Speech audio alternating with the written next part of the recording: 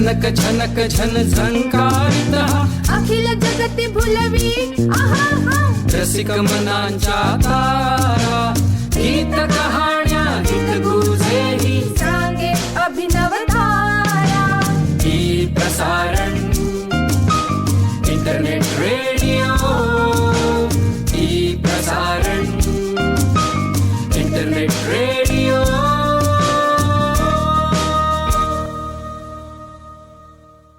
नमस्कार. आज आपण बोलत आहोत पुरस्कारप्राप्त कवी, लेखक, अनुवादक, समीक्षक आणि समाजसेविका डॉक्टर पद्मजा घोरपडे यांच्याशी. त्यांना मिळालेले पुरस्कार सांगते. 1993 साली केंद्रीय हिंदी निदेशालयाद्वारा दिला जाणारा अहिंदी भाषी हिंदी लेखक हा राष्ट्रीय पुरस्कार त्यांना डॉक्टर शंकर दयाळ शर्मा यांच्या हस्ते मिळाला. त्याच वर्षी आंतरराष्ट्रीय कला आणि संस्कृती या नजीबाबाद येथील संस्थेतर्फे माता कुसुमकुमारी हा राष्ट्रीय पुरस्कार देण्यात आला. महाराष्ट्र साहित्य परिषद पुणे यांनी त्यांचा गिरिजा गंगाधर जांभेकर पुरस्कार देऊन सन्मान केला. उच्चस्तरीय संसद समिती आणि state bank of Patiala Punjab यांनी त्यांना हिंदी साहित्य सेवा जीवन गौरव पुरस्कार देऊन सन्मानित केले. महाराष्ट्र राष्ट्रभाषा पुणे यांचा सर्वोत्कृष्ट अनुवाद पुरस्कार त्यांना कादंबरी 1 आणि कादंबरी 2 च्या अनुवादासाठी मिळाला. मध्य प्रदेश हिंदी साहित्य सभा आणि महाराष्ट्र राष्ट्रभाषा सभा यांचा श्रीनिवास जोशी जीवन गौरव हिंदी साहित्य सेवा पुरस्कार त्यांना मिळाला. 2021-22 साली व्हॅली ऑफ वर्ड्स डेहराडूनचा पुरस्कार शरणकुमार लिंबाळे यांच्या सनातन या कादंबरीच्या अनुवादासाठी त्यांना देण्यात आला. महाराष्ट्र राज्य साहित्य अकादमीतर्फे संपूर्ण अनुवाद कार्यासाठी गजानन माधव मुक्तिबोध पुरस्कार त्यांना देण्यात आला. अनुवाद, कविता संग्रह, कथासंग्रह, पत्रकारिता, समीक्षा, चरित्रलेखन अशी मिळून त्यांची 45 पुस्तक संख्या आहे. सुमती द्राक्षणी तलगी यांनी डॉक्टर पद्मजा घोरपडे यांच्या कवितांवर संशोधन केले आहे. दिल्ली येथील वाणी प्रकाशनने प्रकाशित केलेली डॉक्टर पद्मजाताई यांनी अनुवादित केलेली विजय तेंडुलकरांची पुस्तके प्रसिद्ध आहेत. डॉक्टर पद्मजाताई सध्या पुण्याजवळील जांभूळ म्हणजे वडगाव मावळमधल्या या गावी राहतात. गरजू लोकांना मूलभूत सेवा उपलब्ध करून देण्यासाठी त्यांनी परिक्रमा नावाच्या ट्रस्टची स्थापना केली आहे. हा ट्रस्ट सरकारकडून कोणतेही अनुदान घेत नाही. डॉक्टर पद्मजाताई यांच्या पेन्शन रकमेतून किंवा सेवाभावी व्यक्तींच्या देणगीतून हे सेवाकार्य चालते. मोफत वैद्यकीय तपासणी, गरजूंना शाळेची फी आणि इतर आवश्यक सामान देणे, वाचनाची आवड जोपासणे असे विविध कार्यक्रम त्या राबवतात. ही मुलाखत मी त्यांच्या घरी जाऊन जांभूळ येथे जाऊन रेकॉर्ड केली आणि मराठीत बोलता बोलता आम्ही कधी हिंदी बोलत होतो, कधी परत मराठी बोलत होतो. त्यामुळे ही मुलाखत मराठी हिंदी अशी मिक्स झाली आहे. पण मी माझे प्रश्न जेव्हा रेकॉर्ड केले तिकडे तर आत्ता मी बघितलं तर काहीतरी प्रॉब्लेम आला आहे, म्हणून मी माझ्या घरी परत ते रेकॉर्ड केले. तर बोलूया डॉक्टर पद्मजाताई यांच्याशी त्यांच्या साहित्य प्रवासाबद्दल. पद्मजाताई, शोमध्ये तुमचे मनापासून स्वागत. तुमच्याशी गप्पा मारायला मी खूप उत्सुक आहे. तुमचा हिंदी भाषेचा प्रवास कसा सुरू झाला ते सांगा ना. नमस्कार. मी पुण्यामध्ये कॉलेजला म्हणून आले आणि SP कॉलेजमध्ये विद्यार्थी म्हणून. तर तिथेच माझं एज्युकेशन झालं सगळं पूर्णपणे आणि MA युनिव्हर्सिटीत केलं. पण तेव्हा अशी पद्धत होती सगळ्या कॉलेजमध्ये की आपले जे हुशार विद्यार्थी आहेत त्यांना ते लगेच बोलवायचे, अपॉइंटमेंटच द्यायचे. आणि त्या संदर्भात तेव्हाचे जे प्राचार्य होते डॉक्टर केरूर, त्यांनी मला बोलवून घेतलं आणि आपल्याच कॉलेजमध्ये शिकवायला सुरुवात कर. आणि तिथून माझी सुरुवात झाली. आधी पार्ट टाईम, फुल टाईम आणि हिंदी विषय होता माझा. आणि नंतर मग HOD झाले 1991मध्ये. त्याच्यानंतर प्रवास माझा हिंदीचा एकीकडे कॉलेजमध्ये शिकवणं, आपण शिकणं आणि लेखन करणं असा बरोबर हा प्रवास माझा सुरू झाला. आणि रिटायरमेंटच्या 2 वर्ष आधी मी इन्चार्ज प्रिन्सिपल म्हणून होते कॉलेजची. असा जवळजवळ साधारण 50 वर्षाचा काळ माझा SP कॉलेजची इमारत आणि ग्राउंड इथं गेलेला आहे. त्यातली पहिली 11 वर्ष म्हणजे PhD होईपर्यंत मी SP कॉलेजच्या हॉस्टेलवरच होते. असा हा माझा प्रवास विद्यार्थी ते प्रिन्सिपल हा SP कॉलेजमध्ये झालेला आहे. हिंदी भाषेमध्ये करिअर करायचं किंवा या करिअरमध्ये डोकवायची संधी तुम्हाला कशी मिळाली? खूपच छान प्रश्न आहे तुमचा, की मला माझ्या करिअरच्या सुरुवातीला डोकवायला थोडी संधी दिली या प्रश्नाने. मी 1981मध्ये हिंदीची प्रोफेसर म्हणून SP कॉलेजमध्ये रुजू झाले आणि तेव्हा म्हणजे एकीकडे भारत सरकारच्या मोठमोठ्या योजना होत्या की हिंदीमध्ये ग्रॅज्युएट करणाऱ्यांच्यासाठी, पण हिंदीमध्ये करिअर काय पुढे असा प्रश्न सगळ्या पालकांच्या पुढे आणि विद्यार्थ्यांच्या पुढे असायचा. मग आम्ही काय करायचो आणि कमीत कमी स्पेशल विषय सुरू ठेवण्यासाठी 15 मुलांची अट होती. मग FYमध्ये जी मुलं येतील 80-90 जी काही हिंदी विषयाला, आम्ही त्यांचे पत्ते काढून एप्रिल-मेमध्ये त्यांच्या घरी जायचो आणि त्यांच्या पालकांना म्हणजे मी आणि माझे HOD तेव्हाचे डॉक्टर साने आणि त्या पालकांना आम्ही समजवायचो की हिंदीमध्ये पुढे करिअरचे किती किती स्कोप आहेत. आणि असं आम्ही 80-90 मुलांच्या घरी जेव्हा जायचो तेव्हा आम्हाला 15, 16 ते 20 अशी मुलं हिंदी स्पेशलसाठी मिळायची आणि तो विषय आम्ही टिकवून ठेवला. त्याच्यानंतर मग जवळजवळ 90 नंतर एक ट्रेड बदलला साधारण भाषेकडे बघण्याचा लोकांचा आणि मग हिंदी म्हणजे लँग्वेजेसकडेच एक मुलांचा ओढा सुरू झाला. आणि शिकवत असताना आपल्यात इतके बदल होतात हे मला म्हणजे प्लॅटफॉर्मवर उभं राहिलं की मला कळायचे की मुलांचे जे असे सगळे उत्साही चेहरे असतात आणि आपलं त्यांना पटतंय नाही पटतंय, त्यांना बोर झालं आहे, हे त्यांच्या चेहऱ्यावर सगळे एक्सप्रेशन्स इतके दिसायचे. आणि मग मला वाटायचं की अच्छा म्हणजे आपल्यात थोडा अजून बदल केला पाहिजे, हे आपलं बोलणं त्यांना रटाळ वाटतंय की काय. हा एक भाग म्हणजे आपल्या परफॉर्मन्सचा. आणि दुसरा भाग असा की काही कन्सेप्ट्स संकल्पना ह्या शिकवतानाच क्लिअर होतात. म्हणजे MA PhD करत असताना ज्या आपण सगळे इझम शिकतो त्या इझमची जी खरी खरी ॲप्लिकेशनची गोष्ट असते ती शिकवताना इतकी क्लिअर होते, कारण आपल्या समोर ग्रॅज्युएट म्हणजे एक 20 वय त्याच्या आतली मुलं असतात आणि त्यांना ह्या सगळ्या बोचड कल्पना शिकवायच्या म्हणजे उदाहरणं शोधावी लागतात आणि ती ऐन वेळेला सुचतात. म्हणजे माझे एक प्रोफेसर जे म्हणायचे की खूप टेन्शन आलं डोक्यावर की छान कल्पना सुचतात, तर ती असे 50-60 मुलं आपल्याकडे बघतायत रोखून आणि आपल्याला न चुकता बोलायचं आहे म्हटल्यानंतर आपला मेंदू, मानवी मेंदू जो मदत करत असतो तो खूप मदत करतो. आणि तेव्हा मला कळलेल्या ज्या काही कल्पना आहेत त्या कल्पना पुढे माझ्या लेखनासाठी मला उपयोगी पडल्या. म्हणजे मी माझ्या विद्यार्थ्यांचे इतके आभारी आहे की त्यांनी मला खूप कल्पना दिल्या, त्यांच्या चेहऱ्यांनी त्यांच्या एक्सप्रेशननी मला लेखनासाठी प्रेरणा दिली. आणि काही विद्यार्थ्यांच्यावर तर माझ्या एक कथा पण आहेत, म्हणजे त्या इतक्या प्रेरणादायक व्यक्तिमत्व होतं त्या विद्यार्थ्यांचं की त्यातून आपण खूप शिकतो. आणि तसंच MAला पण मी 26 वर्ष शिकवलं युनिव्हर्सिटीमध्ये. तर तो अजून एक वरचा ग्रुप म्हणजे वयानुसार किंवा थोडासा मॅच्युअर झालेला आणि त्यांच्या पुढे उभं राहणं एक खरंच चॅलेंज असतं मग, कारण त्यांच्या मनामध्ये एक बॅकग्राऊंड तयार झालेली असते, त्यांना एक वेगळ्या पद्धतीचं एक ट्रेनिंग हवं असतं आणि ते आपण देणं हे एक चॅलेंजिंग होतं. परत नोट्स न देणं हे पथ्य मी शेवटपर्यंत पाळलं की तुम्हाला समजेल तोपर्यंत मी बोलीन, तुम्ही पॉईंट्स लिहून घ्या, मी फळ्यावर लिहीन, पण नोट्स मी कधीही देणार नाही. आणि ह्या मुद्द्यावर मी इतकी राहिले ठाम की आधी सुरुवातीला काय म्हणजे खूप विरोध व्हायचा मुलांचा आणि नंतर नंतर नंतर जेव्हा 1-2-3 महिने जातील तेव्हा त्यांना कळायचं की अरे आता नंतर एकदा वर्गात शिकलो आपण की आपल्याला जास्त वाचावं नाही लागत आहे. आणि मग त्यांचा जो ॲटिट्यूड माझ्याकडे बघायचा बदलायचा तो एक खूप अमेझिंग एक्सपिरियन्स होता माझ्यासाठी. लेखनाकडे किंवा अनुवादाकडे तुम्ही कधी वळलात?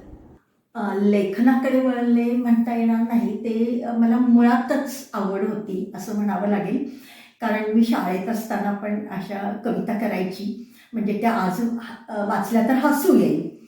पण तेव्हा माझी आई खूप कौतुक करायची, वा वा छान आहे वगैरे वगैरे. आणि नंतर जेव्हा मी MA हिंदी करायला लागले तेव्हा योगायोगानं म्हणजे केंद्रीय हिंदी निदेशालयाच्या स्कीम होत्या नवलेखकांच्यासाठी. तर मैसूरला त्या शिबिरात मी गेले होते आणि तिथे हरिनारायण व्यास हे हिंदीचे आमचे लेखक आणि तेव्हा ते आकाशवाणी पुणे इथं ते प्रोग्रॅम ऑफिसर होते. त्यांनी मला एकदा बोलवलं की तुझी कथा घेऊन ये, आपण रेकॉर्ड करू. आणि मग मी लिहिलेल्या कथांपैकी एक मी निवडली, माझ्या दृष्टीनं चांगली, आणि ती मी घेऊन गेले आणि ती त्यांनाही आवडली. मग रेकॉर्ड झालं ते 5 मिनिटाचं. तेव्हा आमचा हिंदी कार्यक्रम असायचा, साप्ताहिक हिंदी कार्यक्रम, त्याच्यात ती आली आणि मी हॉस्टेलवर होते. तेव्हा मी आमच्या प्रिन्सिपलला म्हणलं की अशी रेडिओ अलाउड नाही आहे, मग तुमच्या घरी येऊन ऐकू का मी? तर ते स्वतः रेडिओ ट्रान्झिस्टर घेऊन हॉस्टेलमध्ये आले आणि सगळ्यांना ऐका तुमच्या एका मैत्रिणीची आकाशवाणीवर आवाज वगैरे. आणि मग मला ते एक ग्लॅमर थोडंसं त्या काळात की आपण लिहिलं पाहिजे. मग ते म्हणजे खूप मनपूर्वक लिहिण्याची ती एक सुरुवात होती माझी. आणि कविता लिहिणं माझ्यासाठी खूप सोपं होतं तेव्हा, त्यामुळे माझा पहिला संग्रह आला कवितेचा आणि त्याला पुरस्कारही मिळाला. म्हणजे मातृभाषा हिंदी नसताना हिंदीमध्ये लिहिलं, अहिंदी लेखक पुरस्कार, तो राष्ट्रपती शंकरदयाल शर्मांच्याकडनं मला मिळाला या पुस्तकासाठी, जखमों के हाशिये. आणि तो एक थोडासा टर्निंग पॉईंट आपण म्हणू शकू की आपण याच्यामध्ये आपला व्यक्तिमत्व विकास केला पाहिजे, करिअर केलं पाहिजे, कारण हे शेवटपर्यंत राहणारं आहे पुस्तक रूपात. आणि असं करत असताना माझे PhDचे जे गाईड होते डॉक्टर चंद्रकांत बांदिवडेकर, ते मोठे समीक्षक आणि त्यावेळेचे, आणि हिंदी मराठी त्यांचं काम म्हणजे त्यांना असं म्हणायचे की हिंदी आणि मराठीमधला पूल आहात तुम्ही. मराठीतली पहिल्यांदा दलित कविता हिंदी क्षेत्राला कळली ती त्यांच्यामुळे कळली, अनुवादाच्या यातून.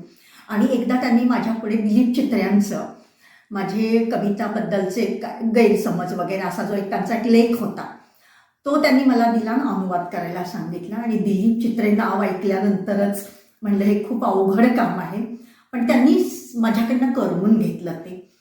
आणि अनुवाद करताना आपल्याला कितीतरी गोष्टी कळतात की ज्या वाचन करताना कळत नाहीत, किंवा त्यातले जे सगळे अंतर्विरोध किंवा जे कॉम्प्लिकेशन्स असतात त्या लेखकानं मांडलेले ते अनुवाद करताना कळतात. हे जेव्हा मला कळलं तेव्हा मला अनुवाद करण्याकडे माझा कल झाला आणि जवळजवळ 28-29 पुस्तकं मी अनुवाद केलेली आहेत वेगवेगळ्या लेखकांची.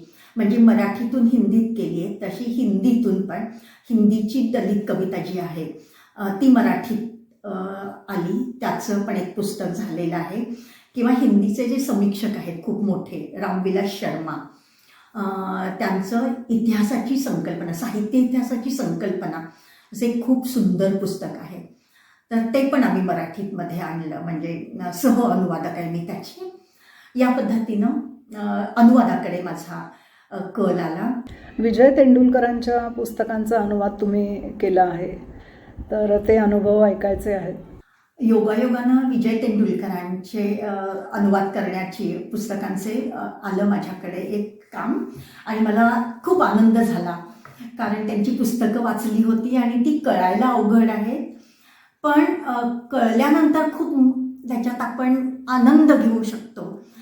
आयुष्याचं एकूणच परिप्रेक्ष्य जे आहे सगळा, आणि त्यामुळे मी आनंदाने तयार झाले. आणि कादंबरी 1 हे त्यांचा जो एक उपन्यास कादंबरी आहे, त्याला आत्मचरित्र पण म्हणतात त्यांचं, तर हा करण्याचा योग आला.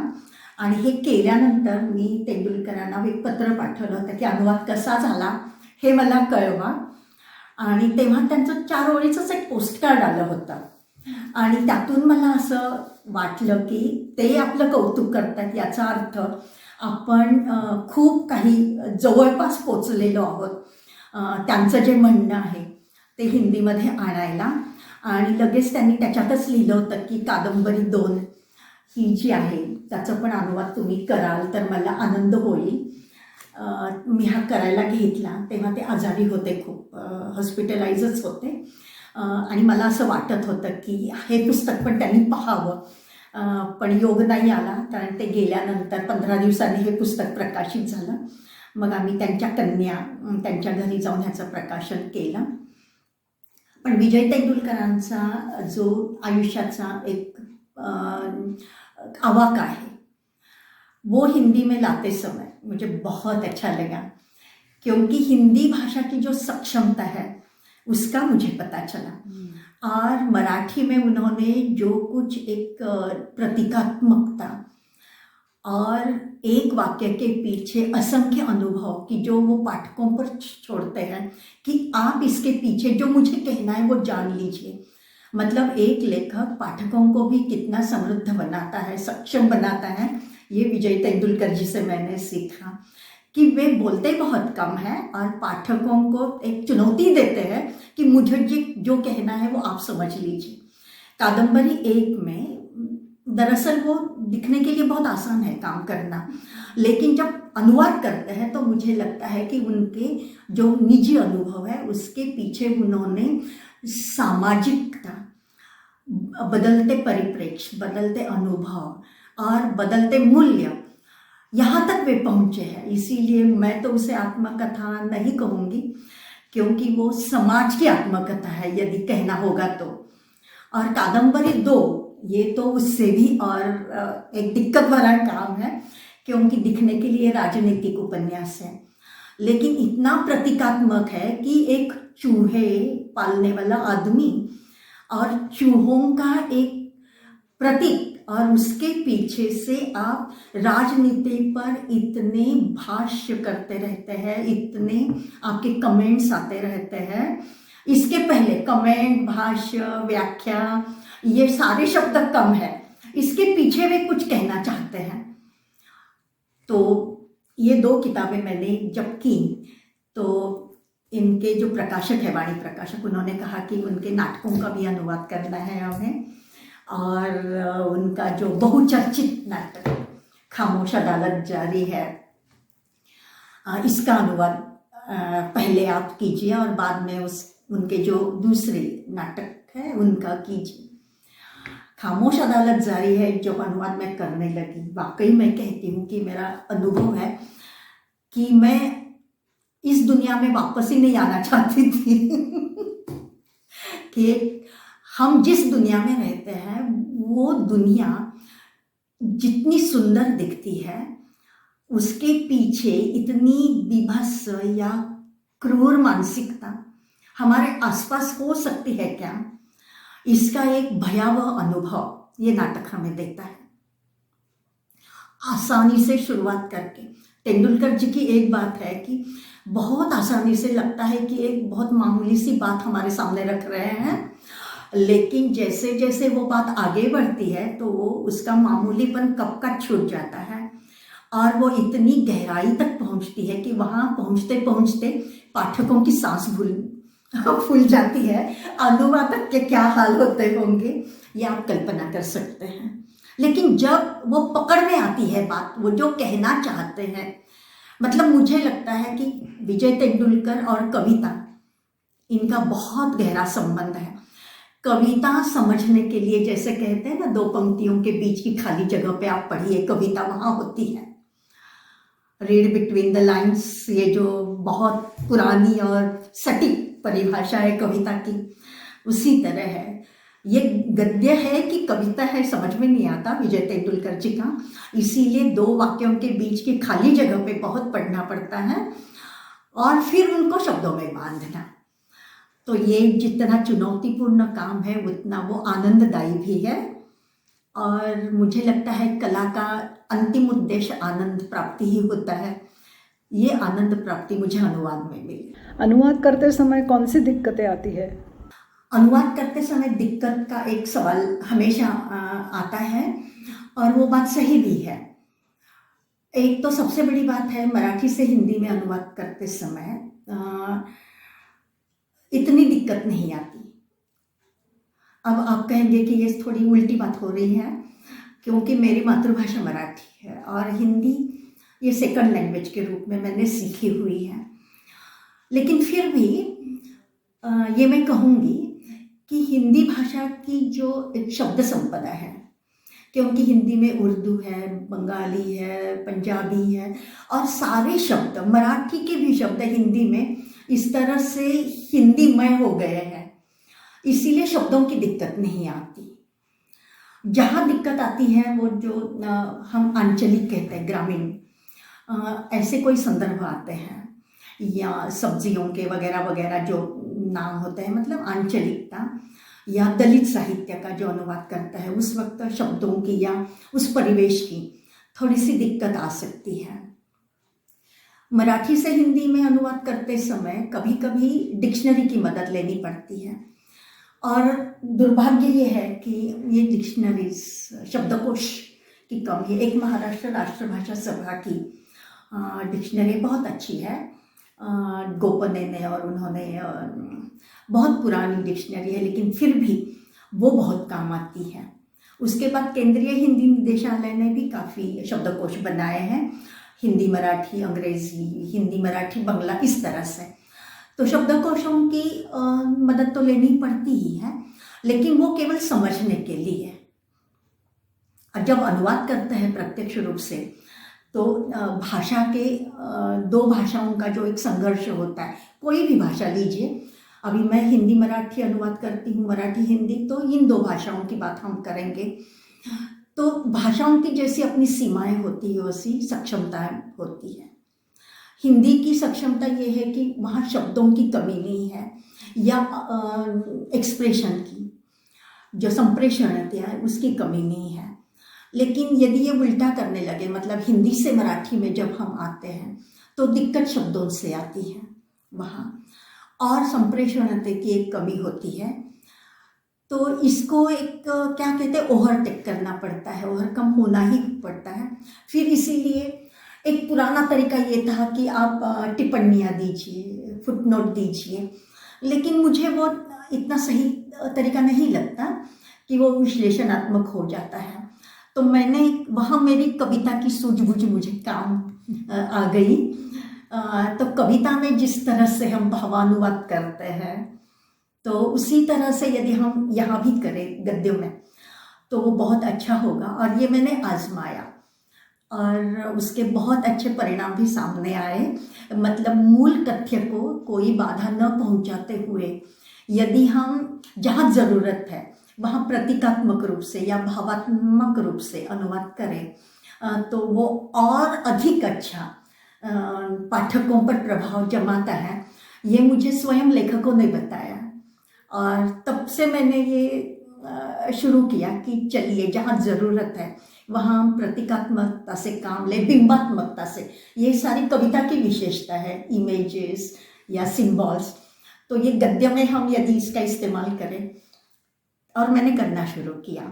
जब मैंने सनातन का अनुवाद किया शरण कुमार लिम्बाले जी का, तो यहाँ ये दलित जो अनुभूतियाँ हैं सारी, ये लाते समय मैंने सोचा कि अब इसका पूर्णतः कुछ ऐसे पीसेस हैं बीच बीच में, ऐसे संघर्ष के या वर्णनात्मक भी है।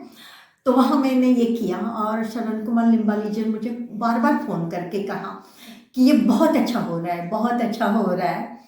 तो मुझे लगा चलिए कविता और गद्य इसमें ज़्यादा अंतर है भी नहीं वैसे, और मैंने ये बात शुरू की। दिक्कतें आती है लेकिन जब राह मिलती है तो जो आनंद मिलता है फिर वही है आनंदानुभूति। और एक बात है, जो मैंने रामविलास शर्मा जी की समीक्षा की पुस्तक का जब अनुवाद किया, सबसे पहली जो प्रस्तावना है उनकी, वहाँ प्रस्तावना में एक शब्द है जाति। अब हिंदी में जाति शब्द और मराठी में जाति, तो यदि हम मराठी से चले तो बहुत सारी गड़बड़ियाँ होने वाली थी। तो मैं और डॉक्टर पुंडे, हम दोनों ने वो किया था। तो जाति शब्द में जो संकल्पना है उनकी, हिंदी प्रदेश की या उत्तर भारत की हम कहेंगे, और फिर उससे साहित्य की संकल्पना। तो ये शब्द ढूंढते ढूंढते ढूंढते हमने एक शब्द कॉइन किया। लगभग 1 महीना हमें लगा ये ढूंढते, जनजाति। और जब हमने जनजाति शब्द कॉइन किया, जो शब्द है भी, लेकिन वो इस्तेमाल में हम लेके आए तो जो उनकी संकल्पनाएं थी, कंसेप्ट थी, वो इतनी सूरज की रोशनी की तरह साफ हो गई मराठी में। पूरी पुस्तक का अनुवाद जो 70-80 पेज पहला प्रकरण था वो हमारा 15 दिन में हुआ, लेकिन प्रस्तावना जो 1 पन्ने की थी वो जनजाति शब्द के लिए हमें लगभग 1.5-2 महीने लगे। ये भी होता है, लेकिन जब वो शब्द मिला जनजाति तो हमें लगा कि हमें आसमान मिल गया जैसे। साहित्य में जो विविध विधाएं होती है तो उनका अनुवाद करते समय आपको किन चीज़ों का ध्यान रखना पड़ता है? ये जो साहित्य के विविध फॉर्म है, विधाएं हैं, तो इनके अनुवाद करते समय कुछ मन में एक अपनी अनुशासन अपना होना चाहिए, ऐसा लगता है। जैसे समीक्षा का अनुवाद कीजिए तो समीक्षा की एक परिभाषा होती है, तो आप ज़्यादा स्वतंत्रता नहीं ले सकते वहाँ, नहीं तो अर्थ संप्रेषित नहीं होगा। तो समीक्षा का अनुवाद करते समय आपको व्याख्या, परिभाषा या वो जो संकल्पनाएं होती, कंसेप्ट, समीक्षा की भाषा, इनका पूरा पूरा ध्यान रखना पड़ता है। यदि हम कथा, कहानी मतलब या लघु कहानी, कविता, इसका अनुवाद करें तो मतलब गद्य का अनुवाद यदि करें नाटक का, तो नाटक की भी एक अपनी अनुशासन प्रियता होती है। एक तो उसमें संवाद होते हैं और बीच में जो निर्देश होते हैं सभी के लिए, मतलब नायक नायिकाओं के लिए, निर्देशन के लिए। तो नाटक का अनुवाद करते समय मुझे हमेशा एक दिक्कत आती है कि वो खंडन होता है, जो एक लिंक बना रहता है ना, तो उसको थोड़ा सा जर्क लगता है। तो उस वक्त थोड़ा संभालना पड़ता है कि बीच में निर्देश आए तो वो एक सपाट बयानी होती है। फिर नायक नायिका जो संवाद होते हैं उसमें एक अलग शैली होती है लेखक की, कथा के अनुसार बदलती रहती है, तो शैलियाँ काफ़ी होती है वहाँ। तो उस वक्त उसके साथ थोड़ा सा अपना जो एक समझौता करना पड़ता है या एक लिंक बिठानी पड़ती है। तो नाटक के साथ ये दिक्कत बहुत होती है, बीच में टुकड़े ऐसा लगता है कि अनुवाद करते आगे जा रहे हैं, लेकिन वो टुकड़े हैं ऐसा दिखना भी नहीं चाहिए। कहानी का अनुवाद करना तुलना में आसान होता है, क्योंकि एक धारा प्रवाहिता होती है उसमें। उपन्यास का अनुवाद करना बहुत दिक्कत होती है, क्योंकि एक तो उसकी वर्णनात्मकता बहुत होती है, उसमें बीच में संवाद भी होते हैं, मतलब कई विधाओं का मिश्रण होता है उसमें। या कभी कभी बीच में कविता की शैली में भी कुछ वर्णन आते हैं, या अतीत में झांकना, फिर भविष्य में आना, इस तरह से आवागमन बहुत रहता है वहाँ। और यदि वो पता नहीं चला ठीक से कि कहाँ ये व्यक्ति अतीत में चला गया है, कहाँ वो भविष्य की बात कर रहा है, तो वहाँ दिक्कत आ सकती है, मतलब जैसे लेखक पर अन्याय थोड़ा सा हो सकता है। तो ये सूझबूझ बहुत रखनी पड़ती है वहाँ, मतलब ये सूझबूझ की बात है थोड़ी सी, उस पर ही काम करना पड़ता है। भाषा का तो ठीक है कि एक अनुभव होता है या प्रैक्टिस होती है, अभ्यास होता है उसका, उसके साथ हम चलते हैं, डिक्शनरी होती है। लेकिन ये जो सूझबूझ दिखानी पड़ती है अनुवादक को, उसके लिए कोई डिक्शनरी या कोई बना बनाया फॉर्मूला नहीं होता। वो जो सामने आता है मैटर, उसके हिसाब से ही उस वक्त करना पड़ता है थोड़ा सा। और कविता का अनुवाद लगता है कि वो बहुत दिक्कत भरा काम है, लेकिन मैं ये आपसे कहूँ कि मुझे सबसे अच्छा कविता का अनुवाद करना लगता है और बहुत आसान लगता है। ये हो सकता है कि मेरी शुरुआत ही लेखन की कविता से हुई, और थोड़ा मेरा स्वभाव, प्रकृति जिसे कहते हैं, कि वो स्पष्ट बोलने की नहीं है। सांकेतिकता मुझे बहुत अच्छी लगती है कि मैंने एक शब्द बोला, आप समझ लीजिए ना मुझे क्या कहना होता है।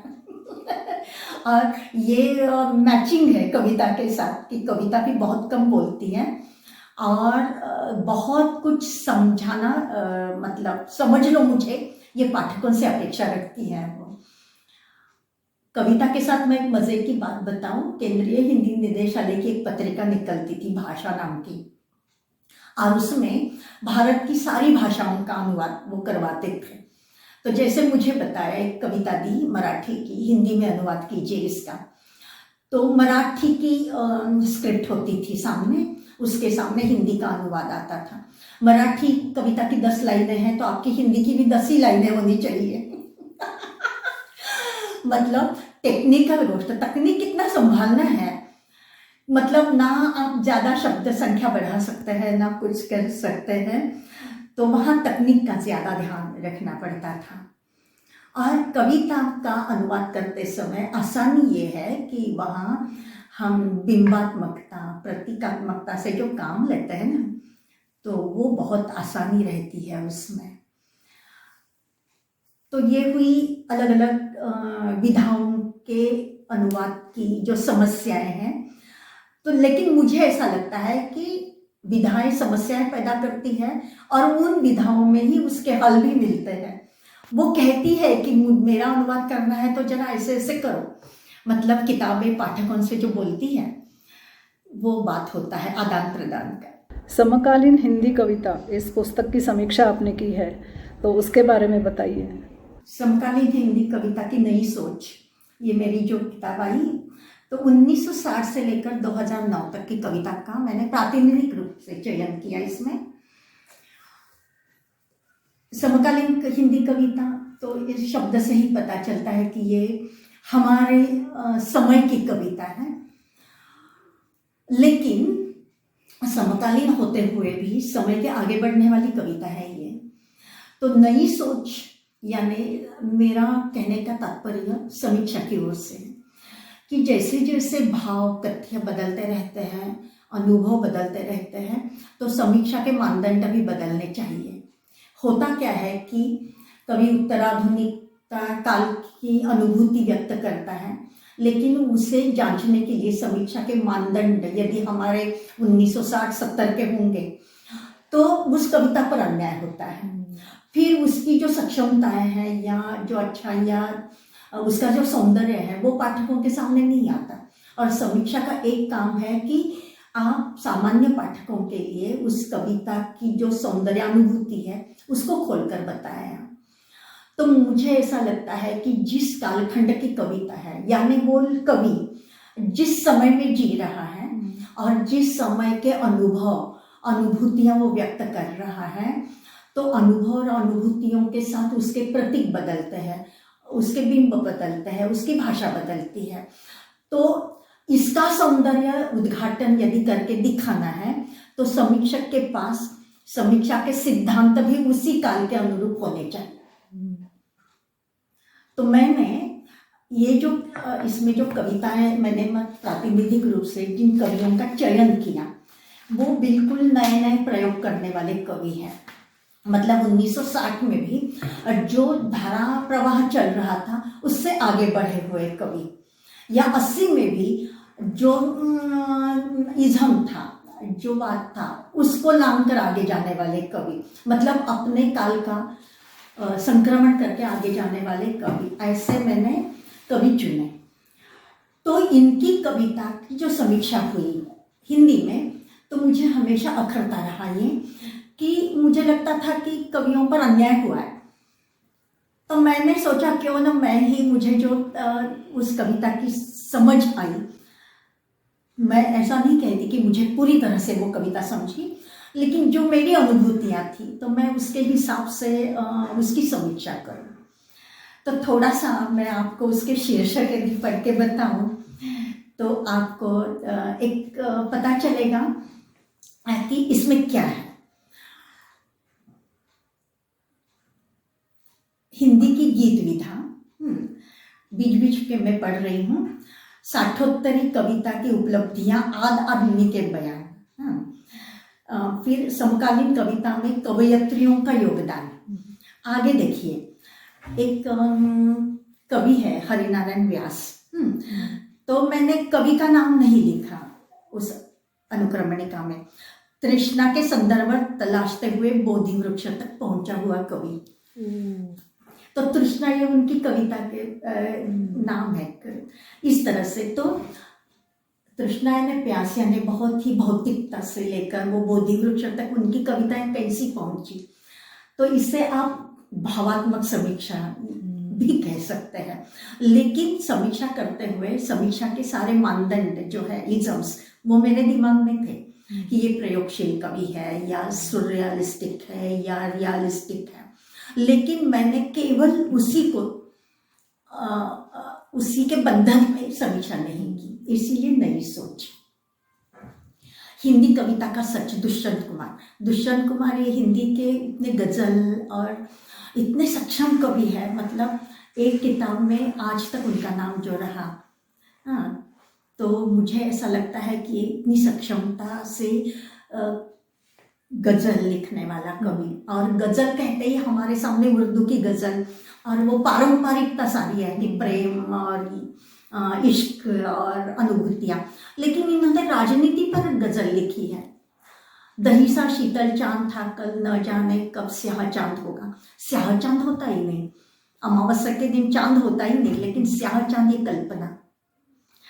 तो ये अब इसकी समीक्षा आप करेंगे या इसके सौंदर्य का उद्घाटन आप पाठकों के लिए करेंगे, तो आपके पास नए मानदंड होने चाहिए, आपकी भाषा भी तो वैसी होनी चाहिए। नहीं, महानगरीय संवेदन शून्य दोहन संस्कृति को संजोती कविता है।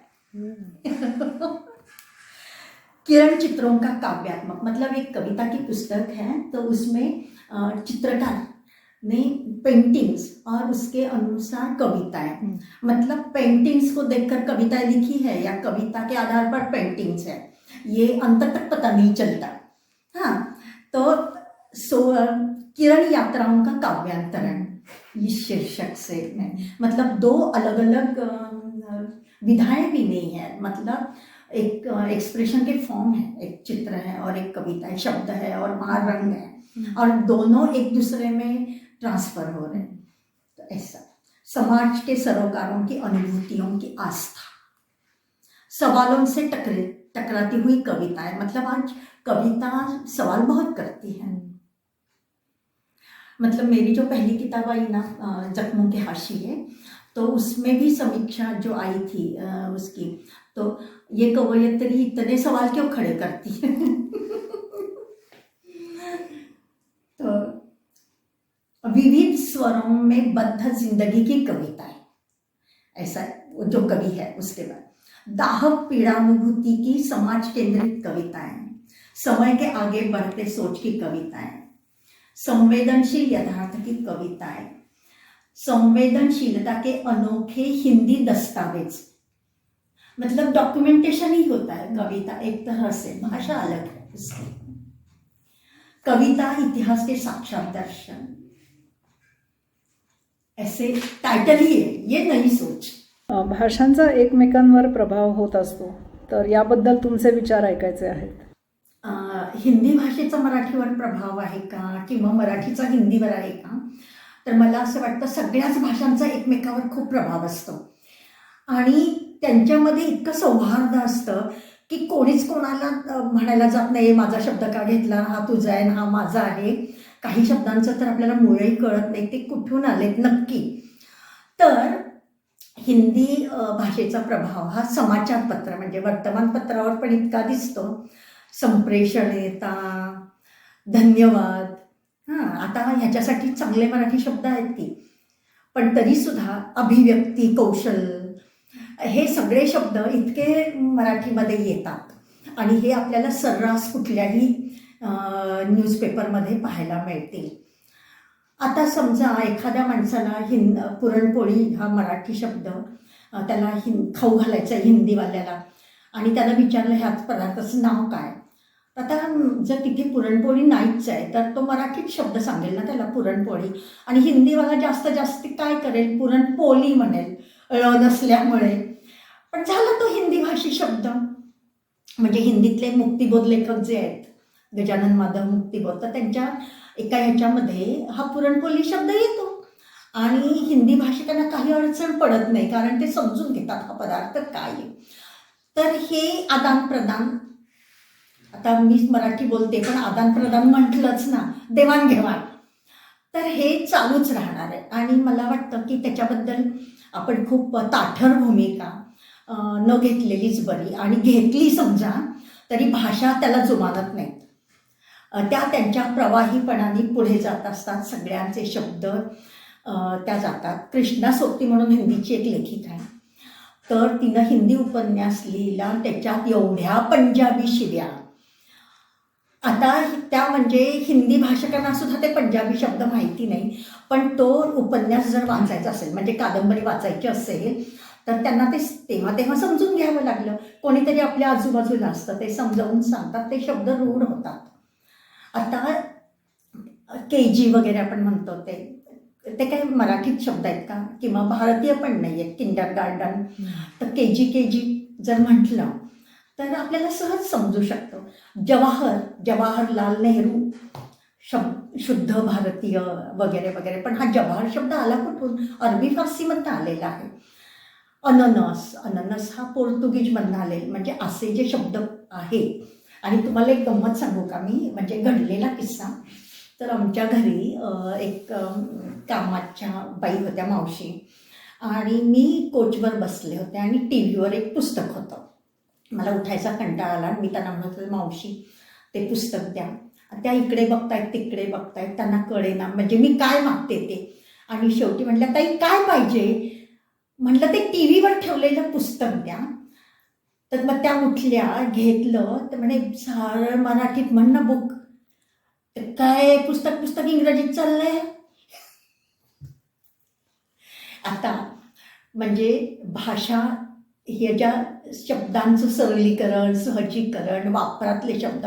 पूर्वी आपल्याला अभियंता शब्द किती खटकायचा इंजिनियरला. आज सर्रास अभियंता आपण म्हणतो, कोणाला त्याच्याबद्दल काहीही समजून घ्यायला अडचण येत नाही. तर हे भाषाचे शब्दांची देवाणघेवाण केवळ शब्दांचीच नाही, तर अभिव्यक्ती म्हणजे एक्सप्रेशन जी स्किल्स असतात त्याची पण देवाणघेवाण इतकी होत असते भाषांमध्ये. जर आपण मराठी आणि हिंदी अशी दोन उदाहरणार्थ ठेवली समोरासमोर तर आपल्याला ते कळतं. माझं एक प्रोजेक्ट होतं UGCचं, भाषा की अदालत में समाचारपत्र. तर याच्यात मी लोकसत्ता, सकाळ, केसरी ही जी मराठीतली अगदी नावाजलेली पत्र, त्याच्यावर हिंदी भाषेचा प्रभाव मी तारीख नोंदवून, म्हणजे ह्या तारखेचा अमुक लेख, याच्यात हे आलेले हिंदी शब्द, अशी मी इतकी उदाहरणं दिलेली आहेत. म्हणजे महाराष्ट्र टाइम्स घ्या, लोकसत्ता घ्या, याच्यामध्ये. तसेच हिंदी समाचारपत्रामध्ये मराठीचे जे शब्द गेले तर त्यांना पण मी कोट केलेलं आहे. तर हे पुस्तक जर कोणी वाचेल तर त्याला कळेल की आपण नकळत एवढा या शब्दांचा वापर करतो की काय. आता समाचारपत्रांचे लेखक किंवा स्तंभलेखक किंवा संपादक जाणून बुजून हिंदी शब्द वापरणार नाहीत ना मराठी, पण ते सहजपणे येतात. आता ह्याला आपण काय नाव देणार? तर हे भाषांची जी एक देवाणघेवाणची प्रवृत्ती आहे आणि तितकी नकळत बेमालूमपणे होत असते की आपल्याला ती कळत नाही, किंवा त्या शब्दांचं मूळ सुद्धा आपल्याला कधी कधी कळत नाही की हे शब्द नक्की कुठल्या भाषेतून आले. आपण भांडत राहतो त्या शब्दांना, त्या एक्सप्रेशनना, त्या अभिव्यक्तींना काही फरक पडत नाही, ते अगदी आरामात जात असतात पुढे. तर ही जी भाषांची गंमत आहे सगळी. आता एक मराठीचेच एक लेखक आहेत, समीक्षक पुंडे, त्यांचे भयंकर सुंदर मराठी असं आहे. आता भयंकर सुंदर मराठी हे गंमत आहे ना ह्या विशेषणामध्येच. किंवा सत्कार शब्द, म्हणजे पहिल्यांदा जो आपण सत्कार शब्द खूप चांगल्या अर्थी वापरतो आणि त्याचा सत्कार झाला असं एखाद्या बंगाली माणसासमोर जर तुम्ही म्हटला तर त्याचा चेहरा असा दुःखी होईल. म्हणजे स्मशानात काही विधी करून आलेत की काय वगैरे. शब्द तेच, जे हिंदीचा शिक्षा आणि मराठीचा शिक्षा हे शब्द आता कॉमन सगळ्यांना माहिती आहे. शब्द तोच, त्याचं म्हणजे काय म्हणतो आपण ऱ्हस्व-दीर्घ सारखंच, पण अर्थामध्ये जमीन आसमानचा फरक आहे. अशा पद्धतीनं ह्या शब्दांची म्हणजे एकूण भाषांची जी प्रकृती आहे ती प्रकृती पाहिली आपण, त्यांचा स्वभाव धर्म पाहिला, तर त्यांना आहे तसंच मोकळं ठेवावं असं मला वाटतं. हां, त्याच्यात शिस्त पाहिजे. आता हा जो एक आपला मुद्दा असतो नेहमीचा, भाषाशास्त्र, लिंग्विस्टिक्स किंवा भाषेचं ग्रामर. आता हा मुद्दा, पण ह्याचा अतिरेक म्हणजे हे दोन्ही गोष्टीचा बॅलन्स झाला पाहिजे. आपण मातृभाषा शिकतो ती बिना व्याकरणाची, काही व्याकरणाचे नियम नसताना आपण अनुकरणाने ती शिकतो. त्याचं व्याकरण कळलं तर कळलं, नाही कळलं तर फरक पडत नाही. आपण शुद्ध ती मातृभाषा बोलत असतो आणि आपण शुद्ध बोलतो आणि ती समोरच्याला कळत असते. त्यामुळे कम्युनिकेशनमध्ये कुठेही आपल्याला अडथळे येत नाहीत. जेव्हा आपण दुसरी भाषा शिकतो, सेकंड लँग्वेज, त्याचं आधी ग्रामर शिकतो वगैरे वगैरे वगैरे, ज्या पद्धतीनं आपण जाऊ पुढे. आता ती भाषा शिकताना बरोबर आहे की त्याचं व्याकरण शिकलंच पाहिजे, म्हणजे तुम्हाला ती भाषा येईल. म्हणजे कधी कधी तर लिपीपासून शिकावी लागते. आता मी उर्दू शिकत होते, म्हणजे हिंदी चांगली व्हावी म्हणून, तर मला आधी त्याची लिपी शिकावी लागली. मग जोड शब्द कसे बनतात, त्याचं व्याकरण कसं बनतात, असं करत करत अरबी फारसीपर्यंत मला जावं लागलं होतं. तर हे बरोबर आहे. आता कुठल्याही भाषेचं एक शास्त्र असतंच, कारण त्याच्याशिवाय त्याला एक कुठलीही सिस्टीम येत नाही. आता भाषाशास्त्र आहे, लिंग्विस्टिक्स आहे, त्याच्यामध्ये फोनेटिक्स आहेत वगैरे वगैरे, हे सगळं आहे. म्हणजे अगदी अर्थविज्ञानापर्यंत आपण जात असतो. आता पण ते भाषा शिकताना किंवा भाषेची संरचना आपल्याला समजून घेण्यासाठी आपल्याला ते शिकणं खूप आवश्यक आहे. म्हणजे कुठलाही सिद्धांत शिकणं का गरजेचं असतं, कारण त्या सिद्धांताच्या आधारे जर आपण पुढे गेलो तर आपल्या चुका होत नाहीत किंवा गडबड गोंधळ होत नाही किंवा कन्फ्युजन होत नाही. त्याच्यासाठी हे भाषेचे सुद्धा सिद्धांत शिकणं खूप गरजेचं आहे. त्याशिवाय तुम्हाला भाषेचा सक्षम वापर करता येत नाही.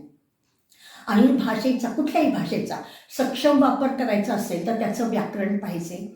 म्हणजे मातृभाषेचं सुद्धा व्याकरण जर असेल तर कमीत कमी चुका होऊ शकतात आपल्या.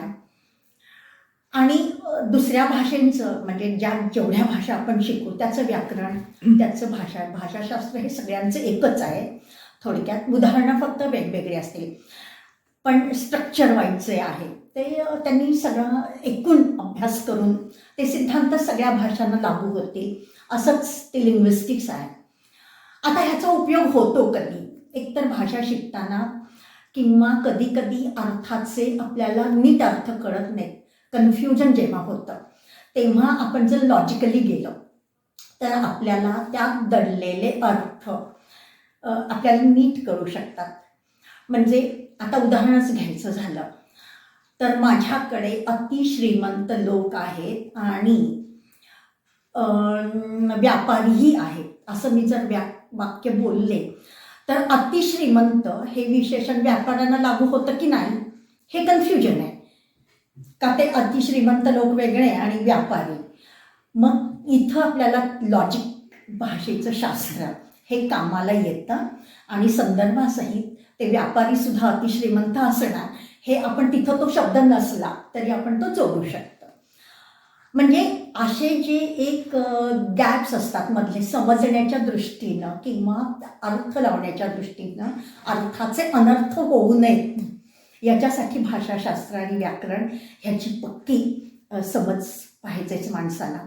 इव्हन आजकाल जे सोशल मीडियामुळे भाषेचे जे काय म्हणू वाट लागली असं म्हणते मी थोडक्यात, ऱ्हस्व-दीर्घाचा पत्ताच नाही, कसंही लिहिलं तरी चालतंय. पण शेवटी भाषा ही जिवंत एक काहीतरी व्यक्तिमत्व आहे तिला, कारण तिच्यात विकास होतो. त्या भाषा डेड होतात, म्हणजे मनुष्य जीवनासारखा विकास त्यांचाही आहे.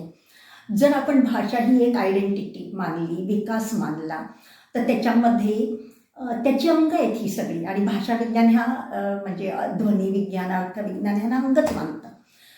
मग ह्याची तोडमोड केली, म्हणजे एखाद्या माणसाची जर आपण तोडमोड केली, डोळ्याच्या जागी नाकच आणलं, नाकाच्या जागी, हे चालेल का आपल्याला? सौंदर्य, भाषेचं सौंदर्य हा सुद्धा कधी कधी त्याच्या अर्थाचं संप्रेषण करायला कामाला येतं.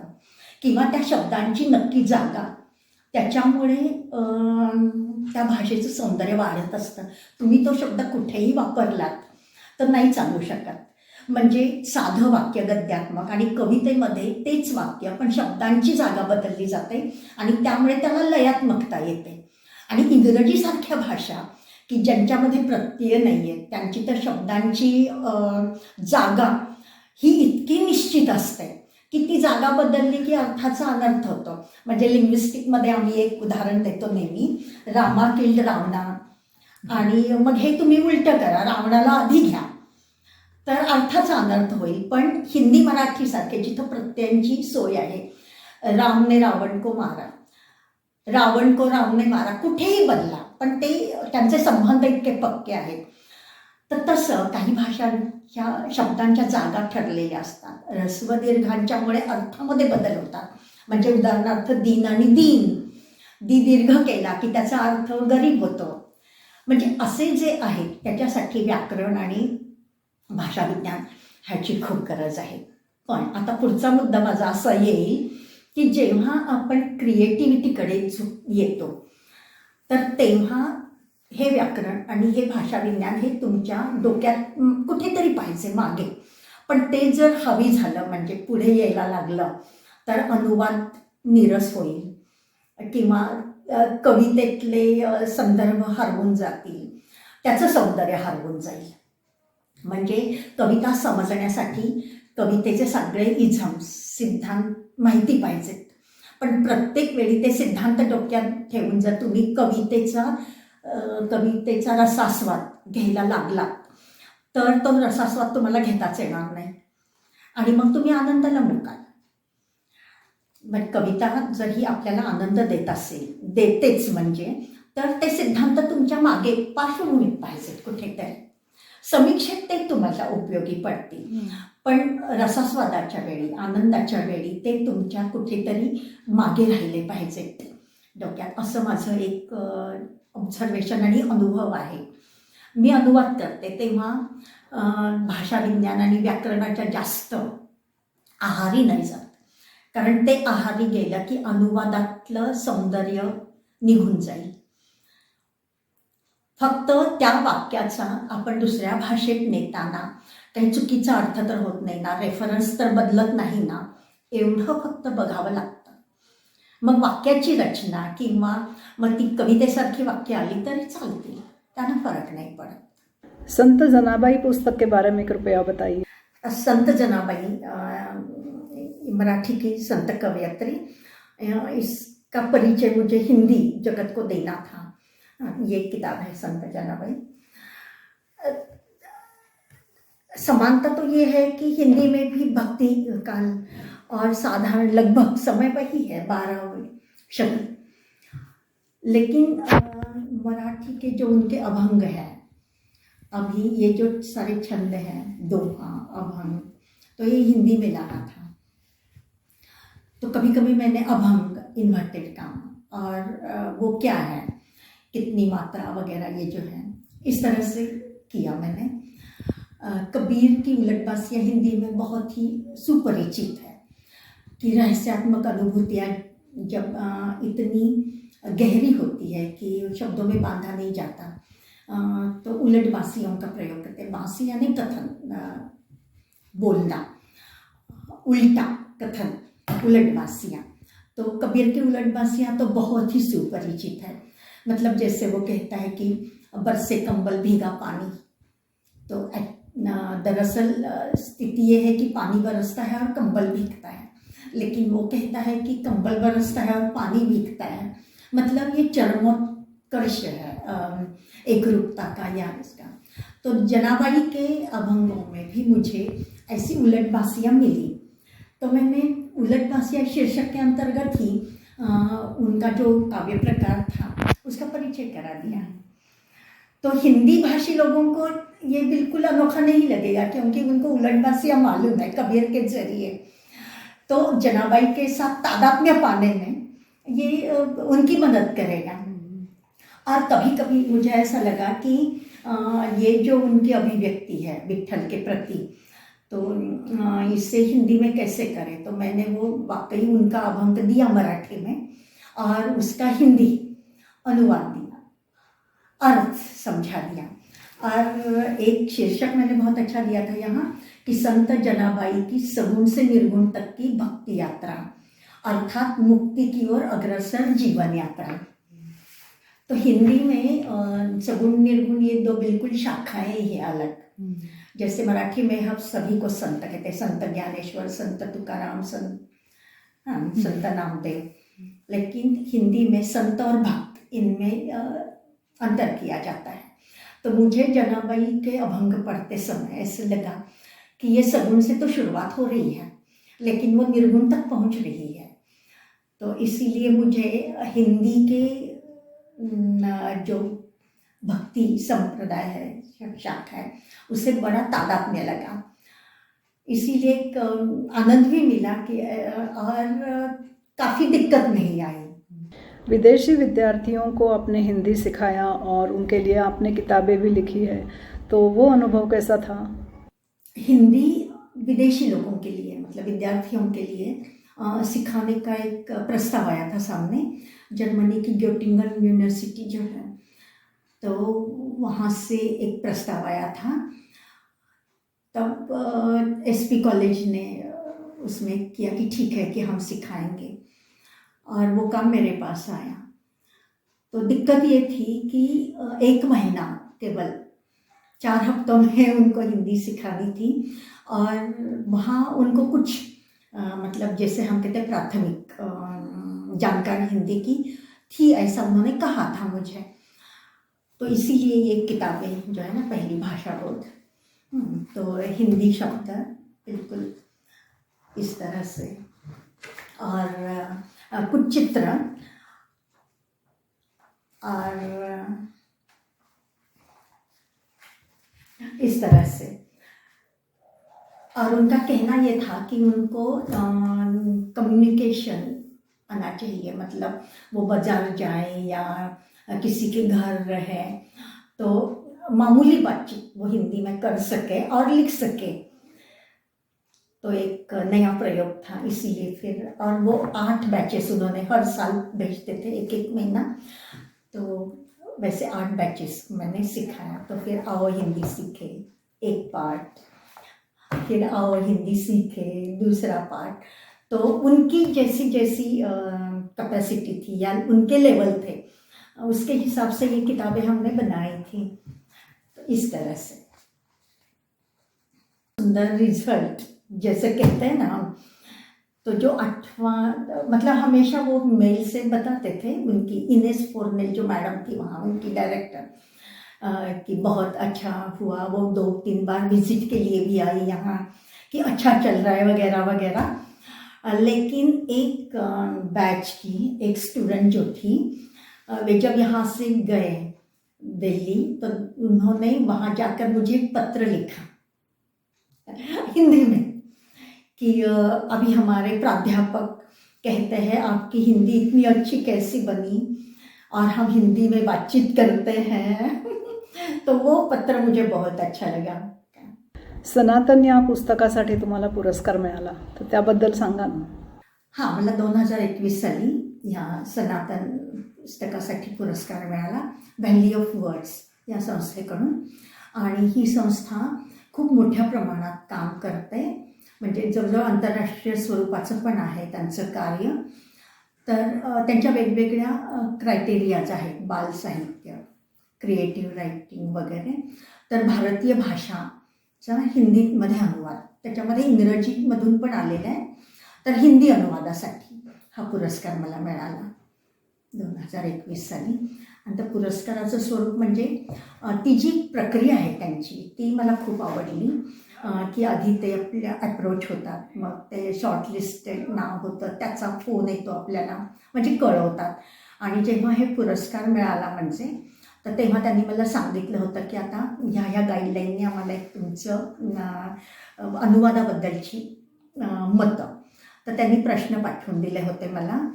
तर त्याच्या अनुषंगाने मग ते मी त्यांना पाठवून दिलं. मग त्याचं त्यांनी रेकॉर्ड केलं आणि जेव्हा पुरस्कार वितरण, आता ते मध्ये ऑनलाईनच सगळी कामं होत होती, तर तेव्हा मग ऐन वेळेला ते इंटरव्ह्यू, तर तेव्हा त्यांनी जे प्रश्न विचारले मला, तर ते खूप छान होते, बुद्धीला चालना देणारे. आणि तेव्हा मला कळलं की अनुवादासाठी हे खरंच खूप मोठ्या प्रमाणात आणि खूप सिन्सिअरली ही संस्था काम करते आहे. 1,00,000चा तो पुरस्कार होता. आणि त्याच्यानंतर म्हणजे आत्ता 2022चे जे पुरस्कार त्यांनी दिले, तर त्यांचा मला एक फोन आला की तुम्ही बनवती एक परीक्षक हलका वगैरे, तर तो एक आनंदाचा भाग होता. पण जसं आत्ता आपलं इथं रेंज नसल्यामुळे इंटरनेट प्रॉब्लेम, तुम्हाला यावं लागलं, तसंच त्यांना कळवलं होतं की मला ह्या ऑनलाईन मीटिंग वगैरे शक्यतो जमणार नाही. मग त्यांनी ॲडजस्ट केलं होतं आणि मग त्यांनी पुस्तकं पाठवून दिली मला की त्यातून 5 पुस्तकं निवडा. तर हा एक प्रवास म्हणजे तो एक छान झाला. सनातन आणि खामोश अदालत जारी है, यामधलं काहीतरी वाचून दाखवा ना. रात की आवाज़ समंदर से, चोखा महार के सिर पर चट्टान टूट रही थी, टुकड़े टुकड़े हो रहे थे. वो बापनाक से चोखा कैसे हुआ, राही के साथ ब्याह, वो कितनी छोटी थी, कैसे बुरे दिन काटे उन्होंने, किसने मदद की, किसने झोपड़ी बनवा दी, कहाँ से मेंढ लाए, कहाँ से छप्पर, कहाँ से घास, कहाँ से क्या क्या. राही ने कितने दुख झेले. वो अतीत में घूम रहा था जैसे हवन हट्टी में घूम रहा हो. हवेली जाऊं तब क्या होगा, नहीं जाऊं तब क्या होगा, बुर्ज में गाड़ दिया तो, यहाँ से हमेशा के लिए चला जाऊं तो. चोखा महार के मन में सवाल नंगा नाच कर रहे थे. अब इससे आपको पता चलेगा कि ये बिल्कुल मराठी का शब्दशः अनुवाद नहीं है, जिसे हम कहते हैं ना भाषा का फ्लेवर या भाषा की जो एक अपनी खासियत होती है, तो ये खासियत लाने का मुझे यहाँ मौका मिला.